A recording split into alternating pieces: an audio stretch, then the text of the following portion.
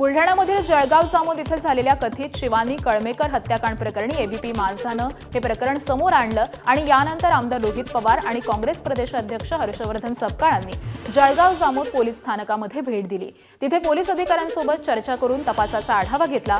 जे शिवानी कळमेकर हिच्या हत्येच्या आरोपाखाली वडील आणि भावाला तुरुंगात डांबण्यात आलेलं होतं, तीच तरुणी नंतर जिवंत परतल्यामुळे एकच खळबळ उडाली होती।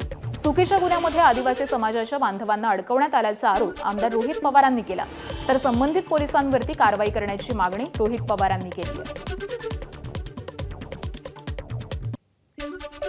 या गुन्ह्यात जे कोणी अधिकारी जबाबदार असतील त्यांना तुम्ही तिथं कारवाई झालीच पाहिजे, त्यांना तिथं जेलमध्ये पण टाका, कारवाई जी काय करायची करा, पण हे होणं बरोबर नाही। त्यामुळे आज जे आपले राज्याचे मुख्यमंत्री साहेब आहेत ते बिझी असतात आणि त्यांच्याकडे होम डिपार्टमेंट आहे, त्यामुळे होम डिपार्टमेंटसाठी त्यांना वेळ मिळत नाही आणि म्हणून असे घटना जर या महाराष्ट्रामध्ये घडत असतील, महिलांवरती अत्याचार वाढत असतील, तिथं चोऱ्या चपाट्या त्या ठिकाणी वाढत असतील, बोंदुगिरी जर मोठ्या प्रमाणात वाढत असेल तर मला असं वाटतं त्यांचं डिपार्टमेंटची जबाबदारी दुसऱ्या कुठल्या तरी नेत्यांना दिलं जास्त महत्त्वाचं आहे, जेणेकरून होम डिपार्टमेंटकडे थोडंसं लक्ष दिलं जाईल।